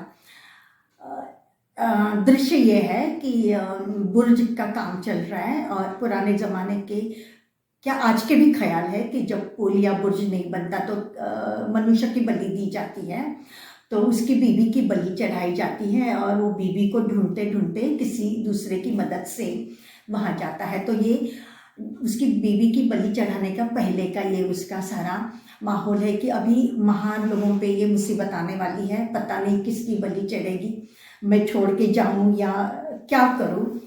और बाद में जो उसका डर था वो सच में परिवर्तित होता है. और जब वो अपनी पत्नी को ढूंढने के लिए जाता है, दोनों हवेली पहुंच गए. बुर्ज का काम जोरों पर था. राजगीरों ने बुर्ज काफ़ी खड़ा किया था, साहुल लगाया था, मजदूर पत्थर दे रहे थे, चूना गारा का कोल्हू चल रहा था, बालू के ढेर लगे थे, पत्थर तराशे जा रहे थे, मजदूर जोर जोर से बोल रहे थे. बुर्ज जमीन के 4 हाथ ऊपर चढ़ाया गया था. बालू के ढेर के पास भूतनाथ को पार्वती की चप्पल दिखी. वो चीखा, पार्वती का जूता, मैंने ही टूटा अंगूठा रस्सी से बांधकर ठीक कर दिया था, देखो पार्वती यहीं पर है. फिलिप ने उसका हाथ पकड़ा, उसे शांत करने की कोशिश करने लगा, लेकिन भूतनाथ घायल हुआ था. फिलिप जान चुका था कि क्या हुआ. बुर्ज की नींव में महार औरत की बलि चढ़ाई गई थी.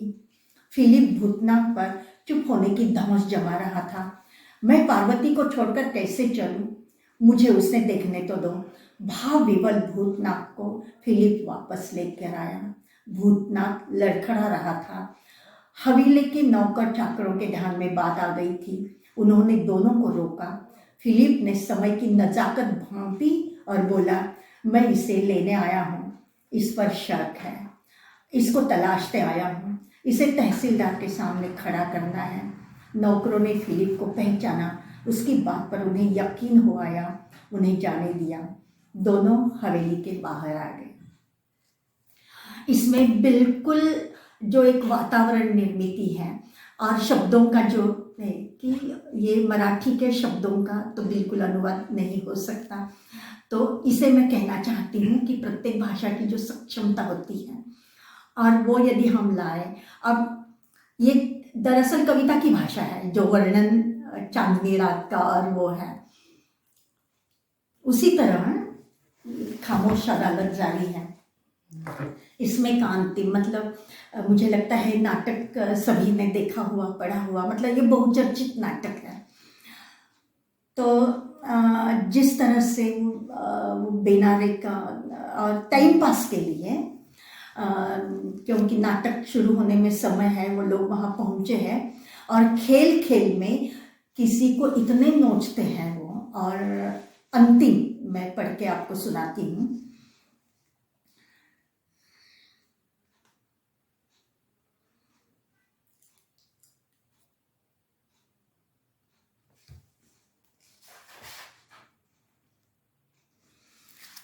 कर्णिक, वाह क्या मजेदार समय बीता नहीं। श्रीमती काशिका, समय का पता ही नहीं चला। पहुंचे, व्हाट्स द टाइम, अंधेरा हो गया है। काशिकर, रोकड़े, कार्यक्रम का समय तो देखना चाहिए था ना, तेरा काम है, क्या कर रहा था इतनी देर, नालायक कहीं का। सुखात में, रहने दीजिए काशिकर, मजा आया ना, ऐसा लगा सचमुच का केस लड़ रहा। काशिकर, चलिए सब जल्दी तैयार हो जाइए। पहुंचे, आई एम ऑलवेज रेडी। बेनारे की ओर निर्देश करते हैं, सभी गंभीर हो जाते हैं। निढाल सी बेनारे की ओर सभी देखते हैं, उसके पास आते हैं। श्रीमती काशिकर बालों का गजरा ठीक करते हुए, अरे इसने इतना मन पर लिया, बड़ी भावनाशील है ये लड़की। काशिकर, और क्या, इतना भी कोई मन पर लेता है क्या? After all it was. सुखात में, जस्ट गेम, और क्या। पहुंचे, श्योर गेम। कर्णिक, बेनारे उठिए, शो का समय हो गया, show must go on. Shrimati Kashikar उसे हिलाकर, उठ रही बेनारे, अरे कार्यक्रम समय पर शुरू करना है, चल उठ। अरे सब झूठ है, सच थोड़े ही था। सामंत भीतर आता है। पहुंचे, सामंत चाय का इंतजाम कीजिए, बेनारे मैडम को चाय की सख्त जरूरत है। सामंत जी।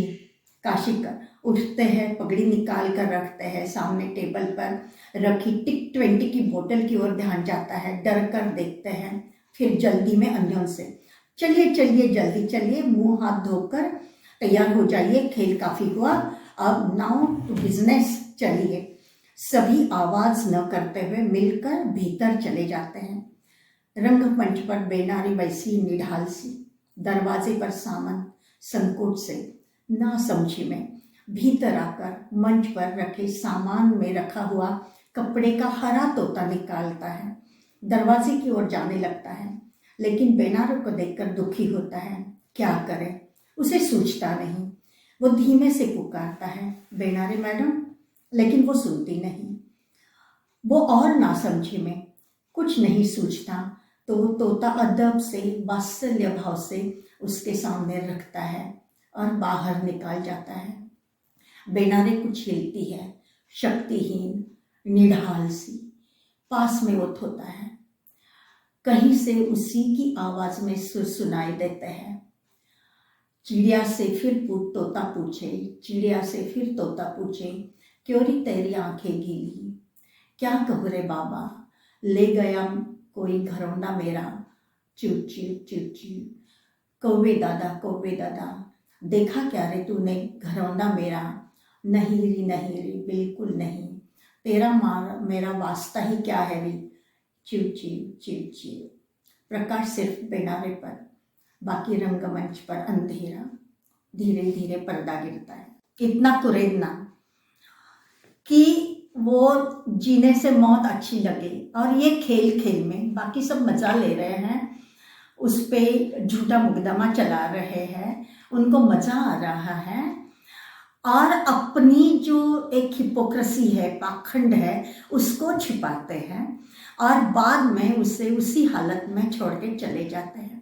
ये समाज की जो भयावहता है, क्रूरता है, तेंदुलकर जी ने उसे इतने सही तरीके से और इतने सीधे, मतलब इतने मामूली तरीके से कि यदि पाठक संवेदनशील नहीं है तो उसकी समझ में ये दर्दनाक हादसे आएंगे ही नहीं। और इसीलिए विजय तेंदुलकर जी पे जो आरोप लगाए गए कि उनको गिद्ध ही दिखते हैं क्या, वगैरह वगैरह, और उन्होंने जवाब भी दिया था, जिनको राजहंस दिखते हैं वो राजहंस का वर्णन करें। तो ये बात जो है कि समाज की ये भयावहता और किसी को यूं ही शिकार बनाना अपनी मौज मस्ती के लिए, ये बहुत ही एक भयावहता है। और इसे व्यक्त करते हुए जो पाठकों को वो अंतर्मुख कर देता है। अनुवाद करते समय मुझे ऐसा लगा कि वो अनुवाद उस भाषा के लोगों को भी अंतर्मुख करना चाहिए, ताकि वो लेखक सक्षमता से उस भाषा में पहुंच गया। और मैंने भी ये प्रयास किया हमेशा। कवी आणि लेखक म्हणून तुमचा अनुभव ऐकायचा आहे. अनुवाद, लेखक आणि शेवटी प्रकाशक, जो आपलं सगळं प्रकाशक करतो आणि लोकांच्यापर्यंत नेतो. आता हे अनुभव, लेखक म्हणून अनुभव तर सुंदरच आहे की माझी बरीचशी पुस्तकं वाणी प्रकाशन दिल्लीहून आलेली, 1-2 इथून पण आलेली आहेत, पुण्याहून अनुवादाची पण आलेली आहेत, पण ऑलमोस्ट दिल्लीहून आली सगळी. लेखक म्हणून जो काही एक आपल्यात बदल होत असतो, त्याचा मला म्हणजे पुस्तकं प्रकाशित होणं ह्याला मी जरा सेकंडरी मानते. की ते ठीक आहे, आपण लिहिलं, मग आपल्याला असं वाटतं लोकांनी वाचावं, मग आपण त्याच्यात एक सिस्टीम आणतो, डिसिप्लिन आणतो, मग ते पुस्तक रूपात येतं, त्याचा आनंद वेगळाच असतो खूप. म्हणजे ते पुस्तक अगदी पहिल्यांदा जेव्हा आपल्या हातात येतं, तर तो जरी एक आनंदाचा भाग असला, मग पुस्तकं लिहितो, मग कुठेतरी कोणाला तरी ते क्लिक होतं, पुरस्कार मिळतात, पण पुरस्कार मिळावा म्हणून लिहित नाही. किंवा सगळ्यात महत्त्वाचं म्हणजे एक कुठेतरी सुप्त इच्छा जरी असली मनात की आपलं हे पुस्तक रूपाने यावं, तरीसुद्धा आपण लिहित असताना, म्हणजे कविता लिहित असताना आपल्यामध्ये जी संवेदनशीलता जागी होते, त्याचा मला खूप फायदा झाला. म्हणजे मी नेहमी विचार करते, जर मी लिहिलं नसतं तर माझी आज जी पर्सनॅलिटी आहे, इनर पर्सनॅलिटी, ती अशी अजिबात झाली नसती. म्हणजे आपल्या कक्षा इतक्या वाढतात लोकांना समजून घेण्याच्या, किंवा लोकांनी न सांगता त्यांच्या भावभावना समजून घेण्याच्या आणि आपोआप काहीतरी कृती करण्याच्या. ही जी संवेदन क्षमता आहे ती खूप सूक्ष्म बनते. आणि जे नो दाय सेल्फ वगैरे वगैरे अशा जे आहेत सगळी वचनं, ती केवळ व्हर्बली राहत नाहीत, तर ती आपल्याला अंतर्मुख करतात आणि खरंच आपण आपला शोध घ्यायला लागतो. आणि तो शोध म्हणजे आपल्या मायनस पॉईंट्सचा पण असतो. आणि ह्याचा उपयोग इतका होतो, म्हणजे पर्सनॅलिटी डेव्हलपमेंट हा बोथड शब्द जो आहे झालेला सध्या, तर ती आतून पर्सनॅलिटी आपलीच आपली किती बदलत असते ह्याचा जेव्हा साक्षात्कार होतो, तेव्हा मला असं वाटतं ना, प्रत्येकानं आयुष्यामध्ये लिहित राहिलं पाहिजे. त्याला काही नाही सुचलं ना तरी त्यानं डायरी तरी लिहावी कमीत कमी, म्हणजे त्याचाच तो आतून खूप बदलत जाईल. म्हणजे अक्षरशः हेलकावे खात आपलं मन, आपली बुद्धी, आपला आत्मा, आपली विचार करण्याची क्षमता आणि एकूण जगाकडे बघण्याची दृष्टी. त्यामुळे होतं असं की आपण कुणालाही लेबल लावत नाही, चूक बरोबर असले काहीतरी रिमार्क देत नाही. याच्या पलीकडे आपण जाऊन माणूस म्हणून किंवा एकूणच निसर्ग याला आपण समजून घेऊ शकतो. ही जी आपला विकास आहे तो ह्या लेखनाने माझा समृद्ध केला, कवितेने खास करून. त्यामुळे दुसऱ्यांच्या कविता खूप चांगल्या पद्धतीनं मला समजू शकल्या. त्यामुळे कविता वाईट आहे असं माझ्या तोंडून कधीच निघत नाही, कारण त्याला जे काही सांगायचं तिथपर्यंत पोचलं जातं. आणि अनुवाद करताना अजून एक याच्या पुढची पायरी, की ज्या गोष्टी आपल्याला 10 वेळा वाचूनसुद्धा कळत नाहीत, संप्रेषित होत नाहीत, अनुवाद करताना त्या इतक्या क्रिस्टल क्लिअर होत जातात, अगदी लख प्रकाशासारख्या. त्यामुळे माझ्या गाईडनी मला जे सुरुवातीला सांगितलं होतं की कळलं नाही तर अनुवाद कर त्याचा, म्हणजे ते तुला कळेल, तर ह्याची मला खरंच अनुभूती आली. खास करून विजय तेंडुलकरांचे अनुवाद करताना मला जाणवलं की खरंच एखादी गोष्ट आपल्याला जर कळत नसेल तर तिचं कुठल्या तरी भाषेत अनुवाद करायला घेतला पाहिजे, म्हणजे त्याचे सगळे हिडन ॲस्पेक्ट्स कंगोरे जे असतात, पैलू असतात, ते आपल्याला सगळे कळून जातात. हा अनुवादाचा एक फायदा आहे. आता हे सगळं झाल्यानंतर प्रकाशक ही एक संस्था समोर येते. मग त्याच्यातले सगळे जे अनेक लेखकांना आलेले अनुभव असतात ते येतातच. तर त्यात काही वेगळं नाही, म्हणजे नवीन लेखक असल्यानंतर येणारे, मग तुम्ही एस्टॅब्लिश झाल्यानंतर येणारे वगैरे वगैरे, मग मान सन्मान वगैरे वगैरे ते सगळं पुढे होत जातं. एक मुद्दा नेहमी मला जाणवणार आहे तो असा की लेखकाला जसा मान सन्मान मिळतो तसा अनुवादकाला मिळत नाही. म्हणजे वा अनुवाद छान झालाय वगैरे वगैरे, मग ते इतर भाषेत पोचलं पुस्तक, त्यामुळे लेखकाला पण खूप अभिमान होतो की माझा इतक्या भाषेत अनुवाद झालेला आहे. पण ते पुस्तक कोणामुळे पोचलं याला थोडं तरी श्रेय दिलं पाहिजे की नाही. तर ते अगदी नाईलाजानं दिलं जातं किंवा अगदी हो आता दिलंच पाहिजे म्हणून दिलं जातं. इव्हन पुस्तकांवर सुद्धा लेखकाच्या शेजारी अनुवादकाचं नावच येत नाही.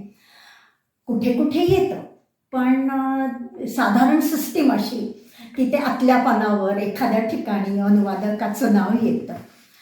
आता सांगायचा माझ्या मनातला मुद्दा असा की मी जेव्हा कविता लिहिते, कहाणी लिखते, तेव्हा ते खूप सोपं असतं. कारण माझ्यावर काही बंधन नसतं की मी असंच लिहिलं पाहिजे, किंवा कोणी मला विचारू शकत नाही हे असं का लिहिलं, एवढ्याच कविता काय लिहिल्या, इतकी छोटीच काय, मोठीच काय. कारण मी लिहिलंय ती माझी कविता म्हणून स्वीकारली जाते. अनुवाद करताना असं होत नाही. अनुवाद बरोबर आहे का, चुकीचा आहे का, योग्य न्याय दिलाय का, अर्थाचा अनर्थ तर नाही झाला ना, चुकीचा झालाय का, मूळ लेखकावर अन्याय झालाय का, हजारो प्रश्न त्या अनुवादकावर असे बरसत असतात. या सगळ्यातून तो म्हणजे ही सगळी चॅलेंजेस, चुनौत्या तो सगळा घेत असतो. म्हणजे आता समजा मी मराठीतून हिंदीत अनुवाद करते, तर मराठी ठीक आहे, मी जन्मापासून शिकले, त्याच्यासाठी मला एफर्ट नाही आहे करावे लागले. पण हिंदी मी शिकले, ती हिंदी पण तेवढीच सक्षम पाहिजे माझी, तर मी मराठीतल्या त्या सगळ्या अभिव्यक्ती तिथे आणीन हिंदीमध्ये. तर ही तारेवरची कसरत आहे. परत शब्दांच्या लिमिटेशन्स, भाषेच्या लिमिटेशन्स त्यांना ओव्हरकम करायचं. अगदी साधं उदाहरण घ्या, मराठीमध्ये आपण आजोबा आणि मग स्पष्टीकरण देतो आईचे की वडिलांचे वगैरे. हिंदीमध्ये अशी नाहीच आहे, दादा दादी नाना नानी. आता ह्याचा अनुवाद जर तुम्ही मराठीत करायचा म्हटला किंवा मराठीचा हिंदीत करायचा म्हटला, इथून साध्या साध्या शब्दांपासून कधी कधी अडचणी येतात.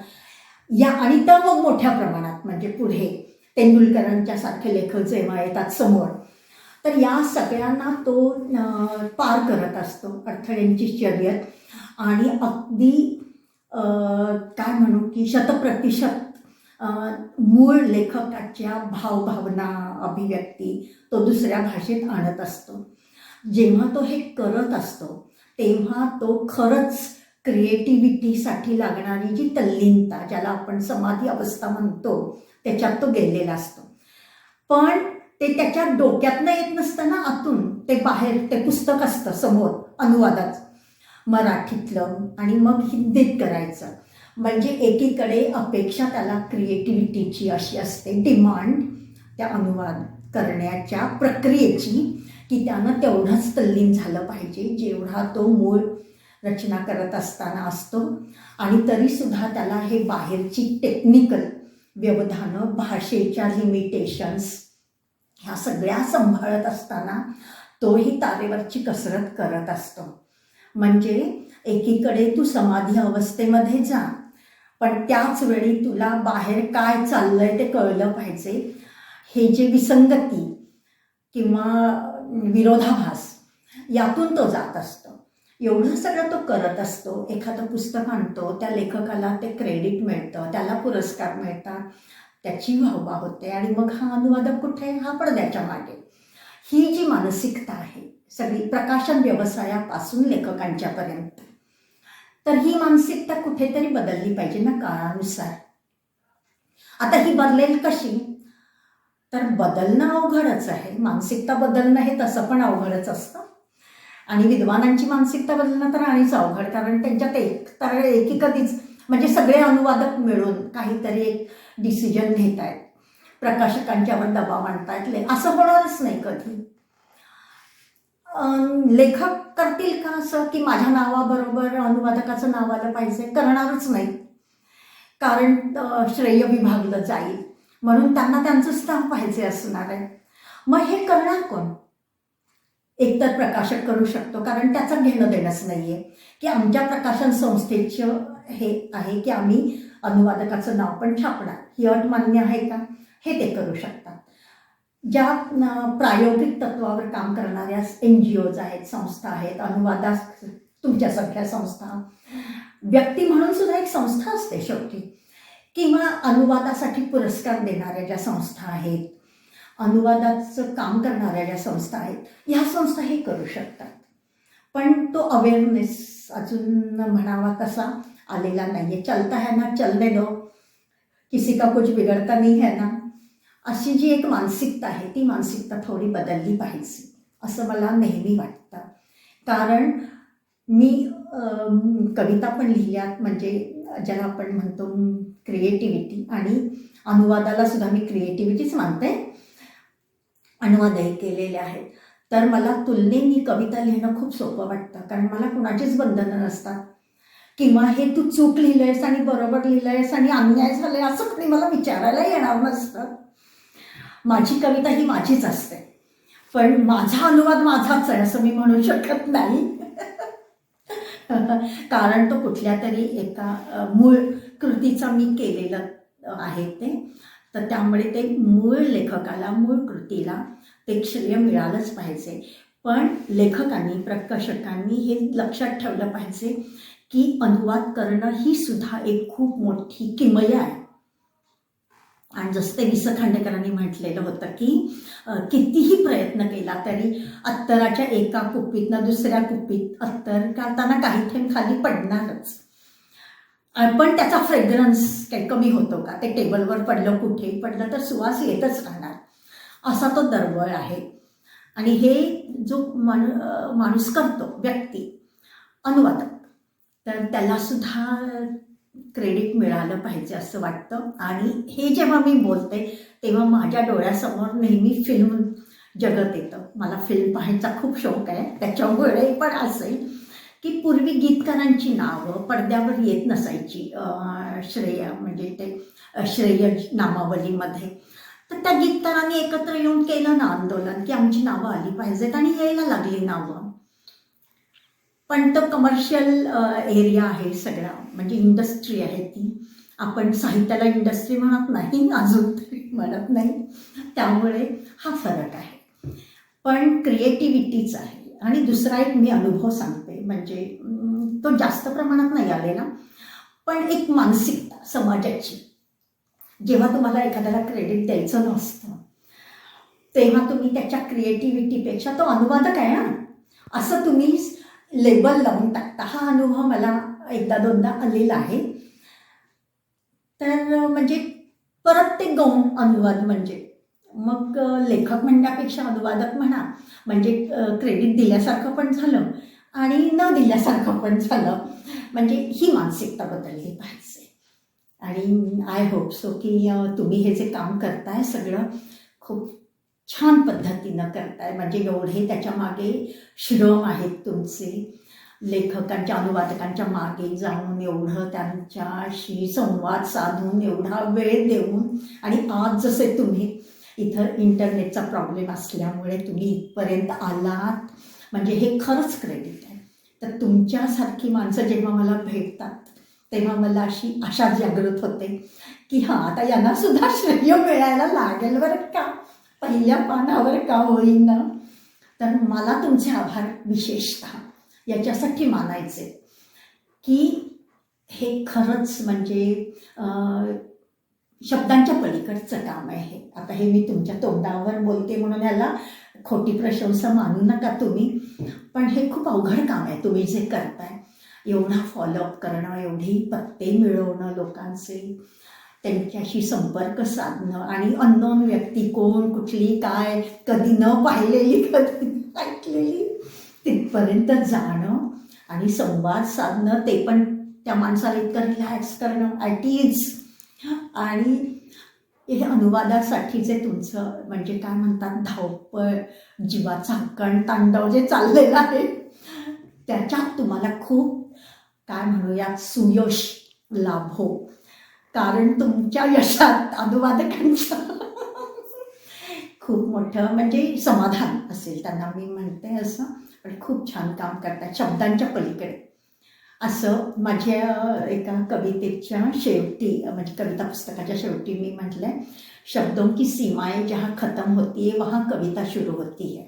तर तुमच्या बाबतीत मला आता असं म्हणावं लागतं आहे की माझ्या आभाराच्या शब्दों की सीमाएं जहाँ खत्म होती है वहाँ आपका अनुवाद का कार्य शुरू हो रहा है. बापरे, पद्मजाताई तुम्ही खूपच म्हणजे बोललात माझ्याबद्दल, त्याबद्दल धन्यवाद. आणि मी एवढं मोठं काही काम करत नाही आहे, फक्त खूप मेहनतीने भाषा या विषयामध्ये किंवा या क्षेत्रामध्ये काम करणारे लोक आहेत त्यांची ओळख करून द्यायचा प्रयत्न करते आहे आणि करत राहणार आहे. कारण किती मेहनत हे लोक घेतात हे खरंच माहिती नसतं आणि त्याबद्दल अवेअरनेस क्रिएट झालं तर मला खूपच आवडेल. हे सगळं करणं केवळ आणि केवळ ई-प्रसारण म्हणजेच आपले अतुल वैद्य आणि विद्या वैद्य यांच्यामुळेच शक्य झालेलं आहे. त्यामुळे त्यांचे पुन्हा एकदा मी आभार मानते इथे. आणि तुम्ही या शोमध्ये आलात, माझ्याशी एवढ्या मोकळेपणाने गप्पा मारल्या, त्याबद्दल तुमचे मनापासून धन्यवाद. आणि परिक्रमा या तुमच्या उपक्रमासाठी खूप खूप शुभेच्छा. धन्यवाद.